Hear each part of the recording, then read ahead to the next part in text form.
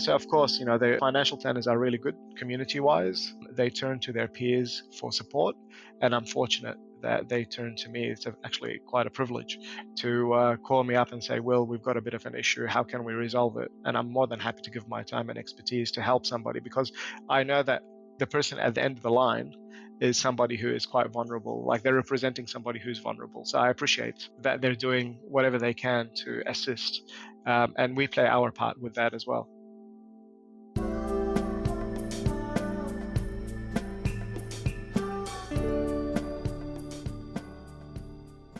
Welcome to the It's Never About Money podcast. I'm excited, community. As you know, I like to bring in different guests with different sort of bents on life and work. And I'm really excited to have founder of Health and Finance Integrated, William Johns, who's a disability expert and also a certified financial planner, and someone who works in disability as well.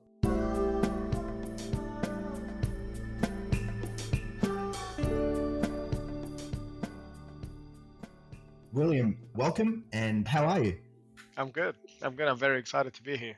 Great.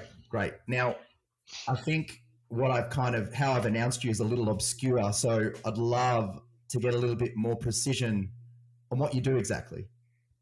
These days, I do multiple things. As you know, when you're an entrepreneur, you run after the shiny object that attracts you, and that makes sense to you. I'm obviously an advocate by nature, so uh, that led me to basically be involved and advocate for my colleagues. So I sit on the Financial Planning Association board. It's now merged with AFA, so that name is going to change. Uh, so I spent a bit of time understanding the impacts of different aspects of the regulations and that ever-evolving industry of ours on the financial planners. So that takes up a bit of time. Also, like you mentioned, I founded Health and Finance Integrated back in 2013 to serve people who have complex health conditions but need to make very high quality decisions that are going to be very challenging to make, like, for example, stopping work, selling business, making decisions about their families, and so on. And then, because of the amount of work that we did in that space, we ended up doing a whole lot of claims, insurance claims, etc. And so we did so many of them that I decided to establish an independent um, arm, so a company, standalone company, that's called ClaimRight, that does claims. And that's partly because um, when people are faced with issues like that, they need to keep the money and they need the skills and expertise. So I didn't feel like legal firms, that dealt only with the claim, dealt with the whole of life issues, also with NDIS, Centrelink, and so on. So we needed to inject that information, that know-how within the claims process, so that we ended up in a situation where we gave the clients three fundamental things, being stability of housing, appropriate housing, stability of income, and where they're going to be paid next, and finally stability of care. Because care is a big factor in well-being, as you know, whether through the NDIS or personally funded care. We needed to navigate people through these systems so that they receive the right care. So one of the focus points for you, and from my perspective in learning about you, is you're the go-to person for financial advisors who have a client that may have a particularly difficult insurance claim where the insurance provider may not be paying out for some particular reason due to policy definitions, whatever it might be, and you go in there almost surgically and use your area of expertise to deliver outcomes for the advisor and their client. Yeah, it's true that I've I suppose I've got more experience in claims. At any given time, we've got anything between 100 to 200 claims on foot on Mm. TPD, which if you look at an average financial planner, they might not have seen a TPD claim, but they might have placed a whole lot of insurance. So of course, the financial planners are really good community-wise. They turn to their peers for support, and I'm fortunate that they turn to me. It's actually quite a privilege to call me up and say, "Will, we've got a bit of an issue. How can we resolve it?" And I'm more than happy to give my time and expertise to help somebody, because I know that the person at the end of the line is somebody who is quite vulnerable. Like, they're representing somebody who's vulnerable. So I appreciate Mm. that they're doing whatever they can to assist, Yeah. and we play our part with that as well. Yeah. And it's interesting. Some of the folks at home might be thinking, what on earth does this have to do with it's never about money, Joe? And we talked about just offline a minute ago about the kind of ledger that we look at, where you've got money on one side, and on the other side you've got all of these other factors like basic financial survival, health, these matters that are really important that maybe sometimes do get neglected, relationships, family, things of that nature. And I thought that you get to see at the coalface those individuals that have gone through an experience in their family life, which is challenging. It does happen to many, but it does change them. Sometimes in a strange way for the better. Um, can you give me an example of any family situations, stressful family situations that you've navigated, and the problem that you may have helped solve? Joe, it's worthwhile explaining why Health and Finance Integrated was established in the first place. It was an experiment. I sat on a whole bunch of. I donated my time to the community, as any professional, or some of your listeners would have done. Sat on community organization boards, not-for-profit boards, saw the issues. I specifically wanted to work with people who have congenital disability, so they were born with a disability. I wanted to see how their life was shaping, whether it's uh, what they aspired it to be, whether they were receiving the right care, and ultimately what happened to those people after their parents or advocates passed away. Um, so when I established Health and Finance, it was in consultation with not-for-profit organizations. They discussed with me the issues. At the time, NDIS was a drawing on the board, and I engaged on that process, with that process rather, um, uh, and really, when I started the company, I started it within a day program for people with disabilities. So I would sit there, and I would, through observation, I would ask, can can this financial plan be presented to somebody with an intellectual disability? Can this advice be absorbed by somebody who is medicated, heavily medicated, and or has for example, an acquired brain injury, etc. Because I felt that financial advice and their complexity needed to be um, overcome through understanding of the disability framework. Uh, Partly because of two reasons. There's another reason for this, is that as people age, they also tend to struggle with the same issues as somebody who's, for example, got a cognitive impairment. The human brain also decays, and so I wanted to see what we can do as financial planners to allow people access to quality advice and remove some of the jargon, remove some of the way that we present advice that's complicated, to make it easy for them to understand. So that's how.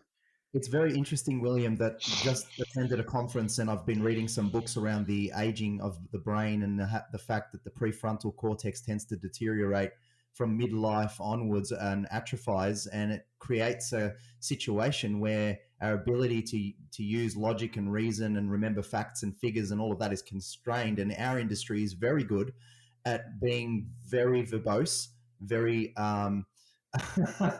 very intricate with our financial jargon, and it's precisely what people who are getting older don't need.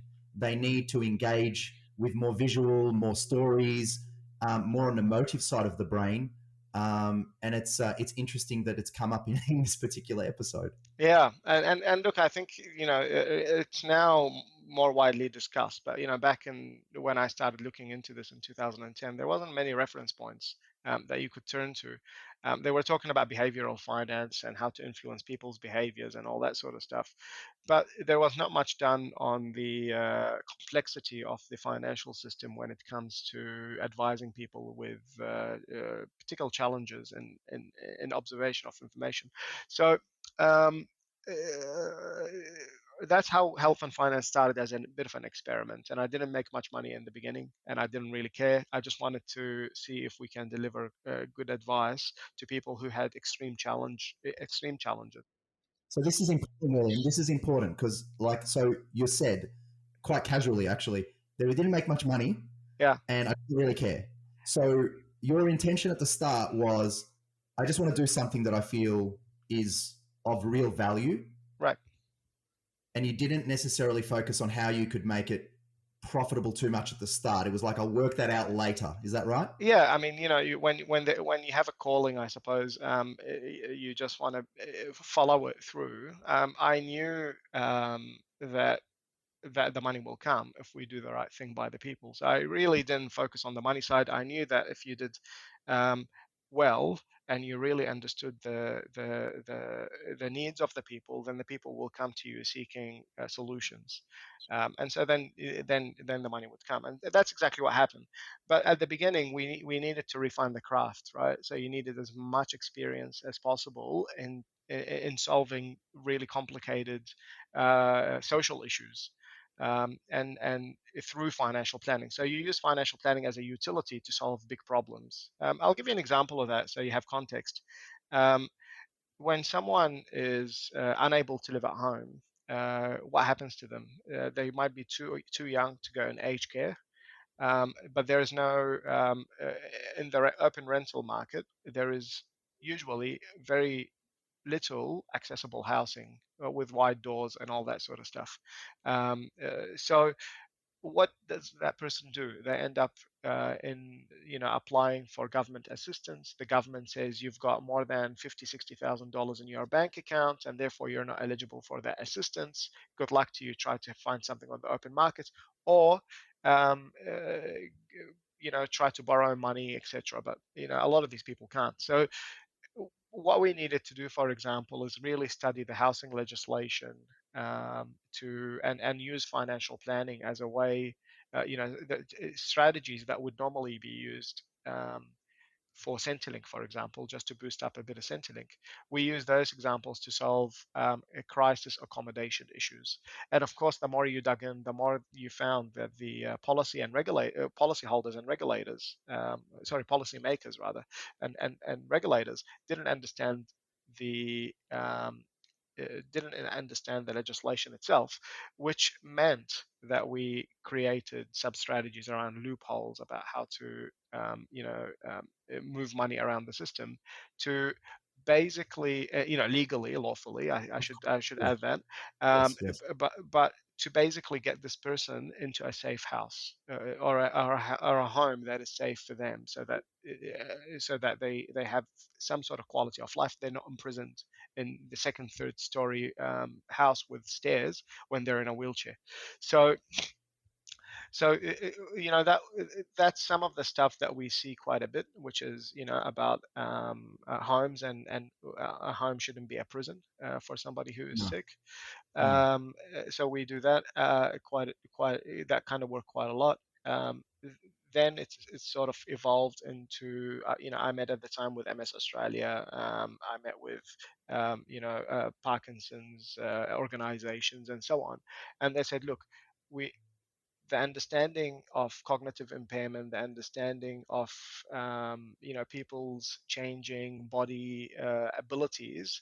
Um, you seem to know it really well. Can we start, telling? Do you want to host some of the webinars like we're doing now about what people can start thinking about to prepare themselves for the next stage of the disease. Yes. Some people might still be working, some people might have just left work, some people might have Mhm. just received a diagnosis and they don't know what it means in the future. Yes. I focused in my formal studies on neurological disorders, and also childhood type cognitive disabilities, and so it was a very helpful thing for them to hear somebody who's gone through the actual education, so they're not making things up, and then has worked directly in with organizations that provide the services. So I had a holistic understanding, and what that really meant is that slowly but surely I started dealing with people who were getting acquired. They have acquired disabilities, meaning that it's an illness that not they weren't born with. And Yes. so that meant that insurance claims came up, and how to transition them out of the workforce, what medical evidence do they require, where does that medical evidence get used? So the medical evidence gets used by the ATO, for example, to reduce tax, etc. Yep. So William, I want to change tact a little bit, Sure. and feel free not to answer this if you don't feel comfortable, No, go because ahead. I can always edit this out afterwards. But it would be remiss of me as a host not to ask you why specifically you do this line of work, because I know that as an example, I'm wondering whether this is the case, that it's been impactful on you. But you care for someone that lives with MS, right? That's true. I do live with well, I cared for my mother who's got MS. She still has, but now the NDIS has come, so my role has become more of an advocate. Um, to tell you the truth, it's not my mother who has had the most impact on me. I was born in Iraq. Yes. I lived in many places, including Libya and New Zealand, etc. I found that as a child, people were isolated when they have disabilities. I found that I was always advocating, asking why is this person being treated differently, etc. I don't want to go into detail because some of the detail can be quite graphic if you haven't witnessed it. But um, uh, cut the story short, I always felt like it was our community duty to stand up for people who are more vulnerable, and I identified early on that um, the marginalization comes from the systems and the behaviors of bureaucrats Mm. towards people who are not able to advocate for themselves because of various reasons. So I found that it was always something that I was attracted to. When I always wanted to do a medical degree, and I was accepted to do so, but for various reasons, including my health reasons, Hmm. I couldn't fulfill it. So it was a natural attraction, advocacy, health. Um, yeah, I hope. Yeah, and I appreciate you divulging that. I think sometimes when I think about the name and the title, it's never about money. The one thing that does come up in my mind is that this is a podcast that is living in a very fortunate, um, uh, you know, country, really. Um, and when I think about my own cultural background, being from a family or parents that migrated from Egypt, I hear along similar lines the idea that not having money is the difference between literally life and death in these other countries. So your background in Iraq and your experiences being very profound in what you do now makes a lot of sense. Um, and so I imagine there's a fair bit of gratitude in the fact that you can do what you can do within a system that is, whilst not perfect, uh, objectively better than other systems. Yeah, and I think a system is built on the people that on the perceptions of what is right. I think you find that a lot of people with disabilities are not accepted in some countries as people who should engage in civil society, like a person without a disability. And I think the fortunate thing in Australia, and this is evolving, like it's Australia is not perfect. We haven't signed up for a whole lot of protections that we could sign up for. Sure. But Australia is a signatory to the Human Rights, Convention for the Rights of People with Disability and Age, etc. And so we do end up with a system that looks at placing the person's ability first and embracing those abilities rather than harping about their disabilities. So this is why Australia is indeed a lucky country to live in, and we've also got an amazing medical system, and we've now got the NDIS as well. I think you won't find too many countries in the world that have so much care and support. Um, Arguably a socialist with a capitalist bent rather than a capitalist country with a social bent. This is what Yeah, I yeah, yeah, find. yeah, yeah, yeah, but yeah. but we manage to strike the balance really well in this country. Yeah, I agree. Do you think the fact that we've got, you know, pretty good medical systems and our healthcare is at kind of at the more at the cutting edge, do you think we actually take our health for granted a little bit?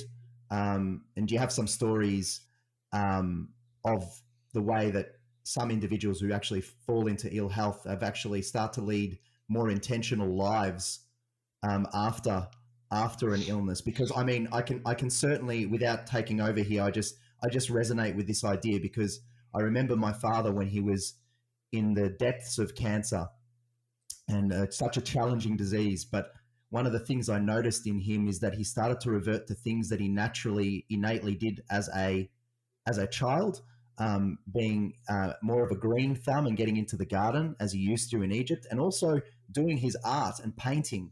And I thought to myself, so many people neglect these things for so long until something happens, whether it be some challenge, whether it's a divorce or an illness or something, for them to go back into it. Why don't we have it a little bit more in our lives interspersed? That could be a lesson learned. So, what are your observations, Billy? Well, my observation on ill health, the general public, of course, does, as a person who, just an ordinary human being, you're aware of what you that you shouldn't eat too much. You're aware of healthy food habits and all that sort of stuff because that's plastered everywhere. You go on Facebook and you get like a whole bunch of recipes, healthy recipes, and all that sort of stuff popping up. So you're aware and you know when you're not being healthy, and that's a conscious decision, and we've got to respect that. I'm a big fan of people making their own decisions. I don't want to enforce my views on them. I respect Mm-hmm. their views. If through education they can change a little bit, then that's great. But where there is an epidemic, in my view, that we're all being impacted by is the emergence of bullying and harassment and high KPIs at the workplace, etc. I find that um, the claims have shifted. Like, for example, if we talk about claims, and that's a good indicator of where the health issues are coming from, there is an emergence now of, it used to be 1 in 10 claims that was mental health related to the workplace. Now I'm Mm. dealing 1 in 3 to 4. So really, a quarter of these claims are work related due to stress, KPIs, people not understanding that people can't be working for as long as they are, etc. So the workplace in Australia is evolving. I think employers are demanding more of their employees, and I think people tend to have a culture of keep on doing, keep on giving, keep on giving, keep on giving, keep on going, and without being a little bit selfish and saying, "Hey, I'm not a machine. I'm a human being." Do you Uh, think it's being addressed Do you think it's being addressed somewhat since COVID with respect to some of the flexible arrangements that are there, or do you feel like we're just actually keeping work interspersed in now our personal lives where there used to be a greater separation? I'm not so sure which way it's Yeah, going. To I think you can. Yeah, I mean, look, I'm sure your listeners will agree that our lives have been turned upside down. Work and home have merged together. And we're now trying to separate the two. Exhaustion. We're all exhausted. yes, Yeah. So, that what used to make us happy at work is kind of was taken away from us for various reasons, like for example those really deep connections to our colleagues. When you're working from home, and I'm not saying don't work from home, I'm saying that when we were isolated, some of those relationships broke down socially and collegially at the workplace. And so we're now building them back up. But during this phase, there will be people, unfortunately, who are not able to rebuild those relationships. Some people would have moved on as well, and people are getting burned out. Yeah, agreed. So on the burnout thing, it's interesting. I was thinking about this in reference to your line of work, but so many others. I mean, I would even say financial advisors' line of work as well, with respect to dealing with a lot of matters where empathy is required, but also dispassionately pursuing a goal for the purpose of your client also is necessary. So this idea of empathy burnout and the capacity for you to have that humanity about you, but also understand that as a human you need to have the capacity to just do rather than to be consumed by others. How do you balance that? You've touched on a very important point, because it's taken me a very long time to understand the difference between. Me too. It's taken me a long time to understand the difference between empathy and compassion, and that's such a profound thing when um, you really think about it. And it took me time to understand it, because I felt like I needed to put myself in the client's shoes. And what that does is when it's a transfer trauma, right? Because you're putting yourself in the client's shoes. The client might not have long to live. They have family, they have young kids, and you take that on and you look at your own kid and you think, wow, if how would I deal with that? Well, the question is, why am I dealing with it? Why did I put myself in this person's shoes? And can I be a professional if I did that? And can I actually serve them if I'm always sharing that trauma that they're living, and not being able to concentrate on my job? So I consciously made a decision to be compassionate, a human being who cares, but not a human being who takes the burden of everybody on their shoulders.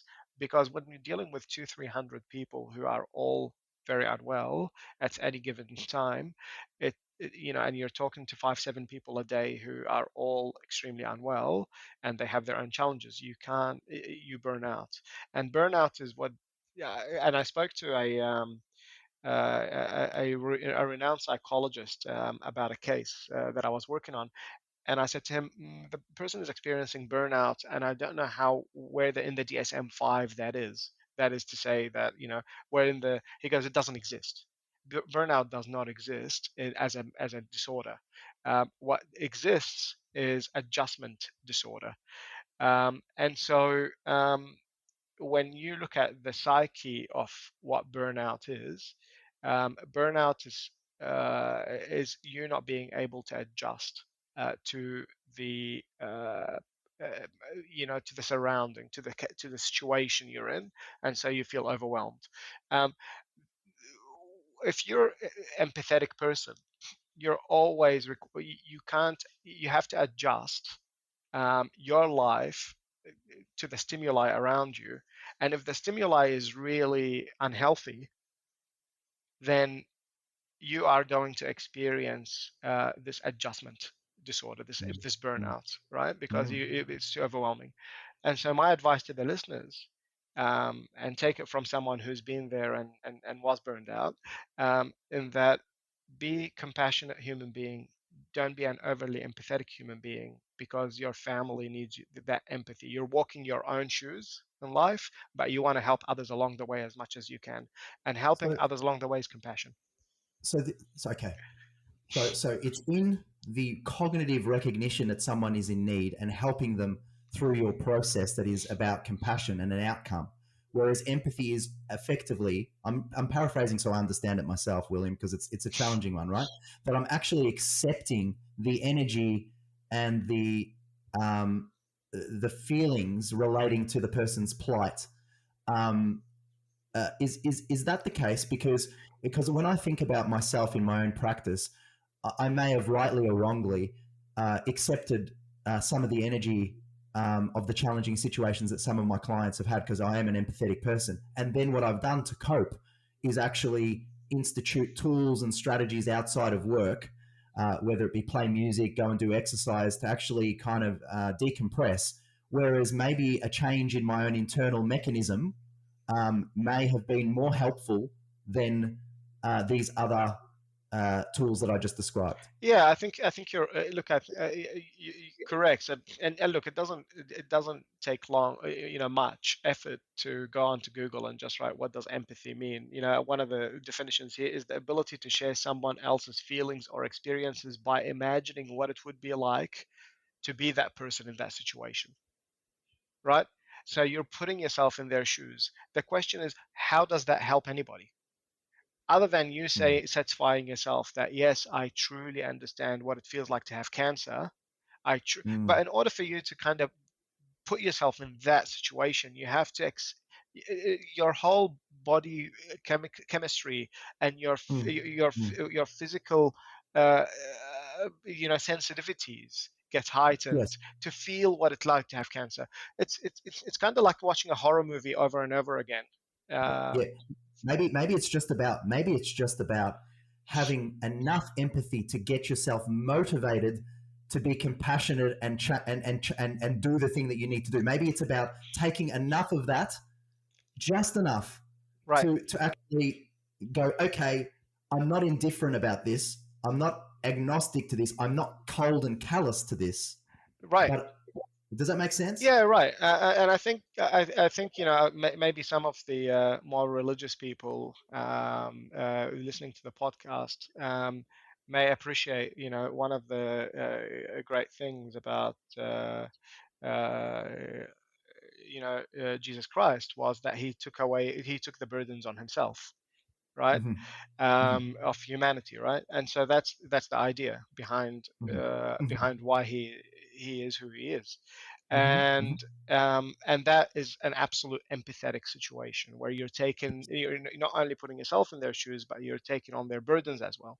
This is Yes. this is called carer fatigue. It's called a Yes. burnout. You can call it whatever you want to call it.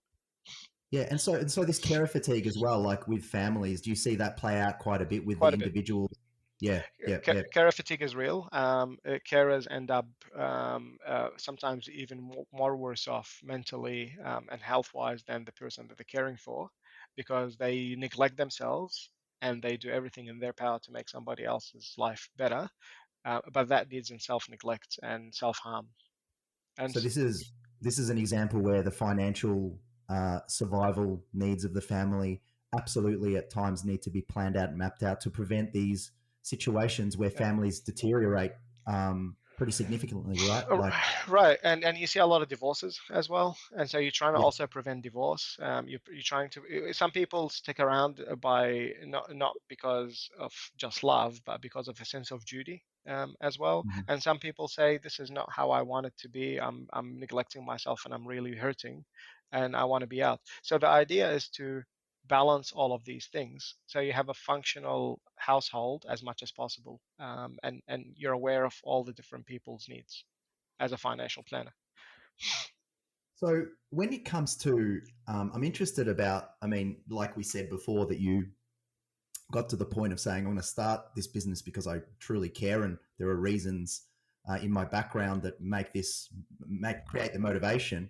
And I would work out the financial side of it later. I love that because it's like I'll back myself in. I'll make this work somehow because I think fundamentally, and this is something that I believe as I've been exploring more and more, that if you are very, very passionate about your vocation and your career and the meaning of it, in reference to how it helps others, I think that puts you in a position of being more successful. You'll work it out later how you actually commoditize it, how you create, um, you use it within the context of capitalism, right?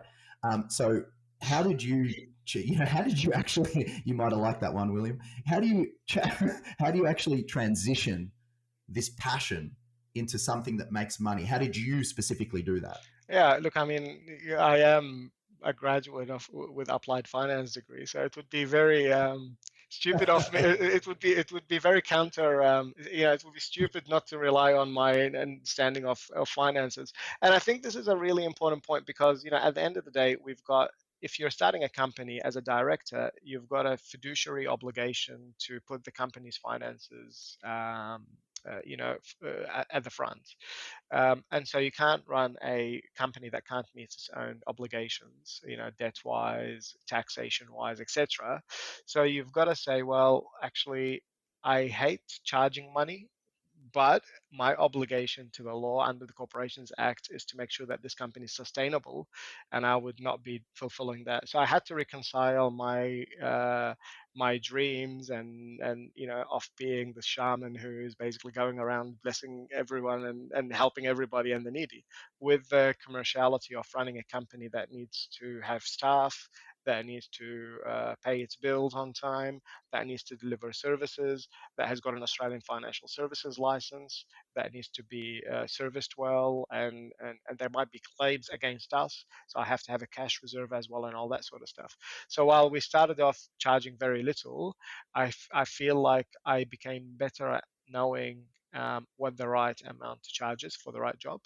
Mm. And sometimes we do work and we don't get paid much for it, but that's um, us wanting to give back rather than us feeling obliged to do the work for very little or no consideration. Is it like, is it like this sort of retainer type work? Is it value pricing work? Is it kind of hourly charge work? How have you been able to kind of work the model that you do? Or is it just different depending on So it depends. I mean, we deal a lot of people who are transactional. So they want to come in, they want to do an insurance claim, they want to address the taxes that arise out of an insurance claim, they want to access superannuation, they want to do this. So we look at the transaction and say, here is the value of that transaction. If I'm making a claim Mm, on $1 million, I think my mm, fee of $20,000 to $30,000 is well justified, at 3% or whatever. Um, and so we look at the value of the claim, or we look at the mhm, value of the financial planning output, and we say, I want to give you 10x. I'm going to deliver 10x value, 15x value for every mm, dollar that I receive from mhm, you. And we do mhm, that. And so people are very happy to pay us. Um, what I didn't do very well initially is that I didn't know my own value. And mm. so that I couldn't articulate that. And so it was a race to the bottom. I just wanted to win a client over, Yes, and yes. those are the wrong clients if they're going to just But there was a value potentially. I mean, in the early days, I think we huge, all do this. huge. There's a value, right? Because what you lose financially, you're actually gaining in acumen, right? In capacity to be able to serve. So you want more data, you want more due diligence, you want more traffic, in some senses. So it makes sense in the early parts of a career where you're not undervaluing yourself, but underpricing potentially. Look again. I think you raise a good point in that you want to build scores on the board Yes. initially, but how long? But that wasn't because I woke up one morning and I said this is part of the strategy, which is where the difference is. If the strategy was to underprice to get more traffic, then that's perfectly okay. But it But wasn't. sometimes, I mean, it might not have been mapped out, William, but sometimes we do things consciously, like and it works, and it just I works. agree, but for a financial planner not to map things out, it's kind of like it's A lot it's of a, it's financial. a, it's not a great thing. I'm saying this on it's for people to listen to, which is again not a great thing. But if I was being very honest and upfront, any business who starts off where the founder is unsure of where the value is, they're gonna struggle to price it correctly. Yeah. So you talk about financial planners and mapping things out. Yeah. So we're talking about the situation where you're dealing with a lot of curly situations where people have ill health and they have uncertain futures. I always think about how we are responsible for thinking about a client's future that is completely unknown. And so there's this whole thing about saving for a rainy day, putting money aside for something that we may or may not happen. What are your views on this idea of like the short term sacrifice in the now of potentially meaning and happiness to actually achieve some longer term goal or pursuit, where that longer term goal or pursuit may never eventuate? Yeah, yeah, and who lives forever Sorry, anyway? curly one.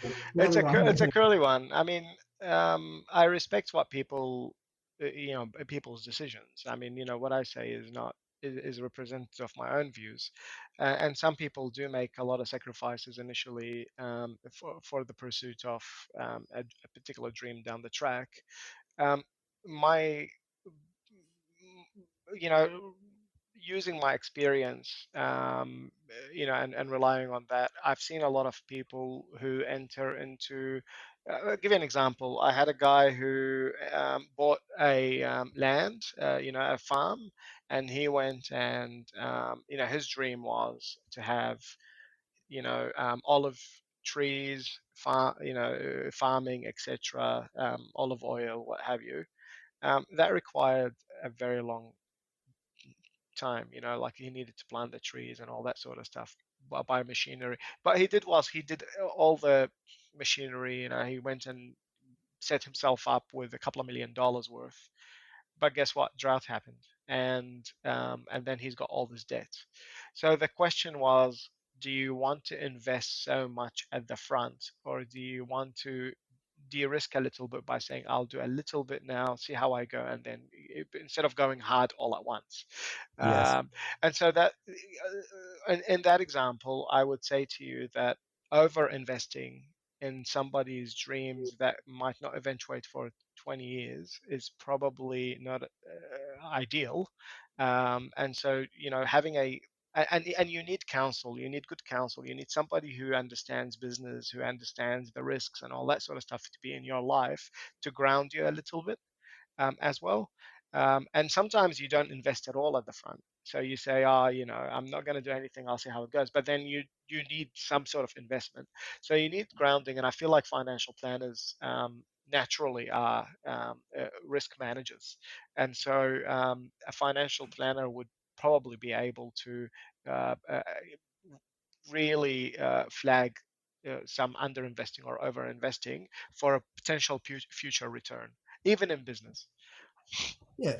And I think it's maybe also a financial planner's responsibility to help a client understand how important that dream, relevant that dream is, and the priorities, Right. don't you think? Exactly. And, Yeah. and so, if you go to the bank will always say, yeah, you want $2 million worth of machinery and you can service the loan. Here you go. But that doesn't mean that's always the good thing to do. Yeah. That makes sense. That makes sense. So, rounding up, what keeps you up at night? What's still to do for you? Um, growing, we get a lot of clients coming through the door, and it hurts me that I can't give them my best because Mm, I'm under, resource constraints. Uh, yes. so, one thing that keeps me up at night is where do I get the best stuff from? How do I train them? How long does it take to train them? For a specialization like this takes 3 years of maybe 1,000 interviews plus to be in attendance for somebody to you can trust them to handle things on their own, Yeah. which means that, and if they're too young, you feel like they're going to burn out, and if they're too old, they might not. They might be over the giving, and they just want to do whatever is comfortable for them. So they don't want that Yes. discomfort. And there is a lot of, unfortunately, thanks to COVID and other reasons, Australia has a very, let's say, drained talent pool, especially in financial planning. There's 16,000 financial planners registered. The numbers there's not many people coming in, Mm, and so on. And so then to go into like a subset of high. We spoke about empathy and compassion. Well, mhm. it's not just managing money; it's about managing people and supporting them to go down that path. You don't get too many people with their hands up saying, "I want to do this." Uh, This is a career. This is a career that is not for the faint-hearted. And interestingly, it seems to me that the careers that are not for the faint-hearted have the most direct relationship with the meaning associated with the outcomes. So, like as an example, a nurse. you get direct feedback on what you are doing to help humanity Yeah, daily, yeah, right? exactly. But it's a challenge, right? And so that leads to burnout and potentially, if you're not doing the right things to look after yourself, sustainability longer term. So that's a hard thing to find, right? In trying to find somebody for your practice. Yeah, and so I think you're absolutely right. You hit the nail on the head. Anyone who is in the service of the welfare of human beings tend to um, Yeah. find that challenging. So that's what keeps me up at night. Is like, where do we get the talent? Where is the talent pool? How can we access it? How can we add to our support, etc., to better the outcomes for clients? Well, William, this has been amazing. I've really enjoyed it. Some of the conversations, I wasn't sure that we'd go down that path, but hey, I think it's been really meaningful, and I'm sure the community is going to get a lot out of this. So you won't get off the hook too easily. There is a question that I ask: what is your spirit animal, and why? And I'm slowing down the speech at the end to allow you to process the question. So, what is your spirit animal, and why? Well, a good question. Sometimes I feel like a lion, and sometimes I feel like a dog. And so I would say to you, I learn more towards loyalty and that friendliness. So that a dog gives. I've got my dog here. You might be able to see him on camera. There you go. Oh, All right. So I'm a dog lover. I love dogs. However, when you're an advocate, you have to also be able to bite and fight. And so sometimes we feel like the entire staff identifies as a lion. The company identifies as a lion, who's very nice, like almost a zoo lion, who's. yes.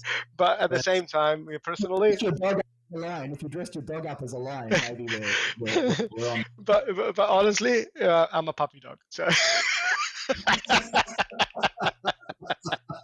I hope none of the people that you engage with at the insurance side have heard this. uh, Again, thank you so much. An honor and privilege to have you on, and yeah, keep up the good work. Thank you very much. I hope that this one was enjoyable to listen to and there were some moments of value.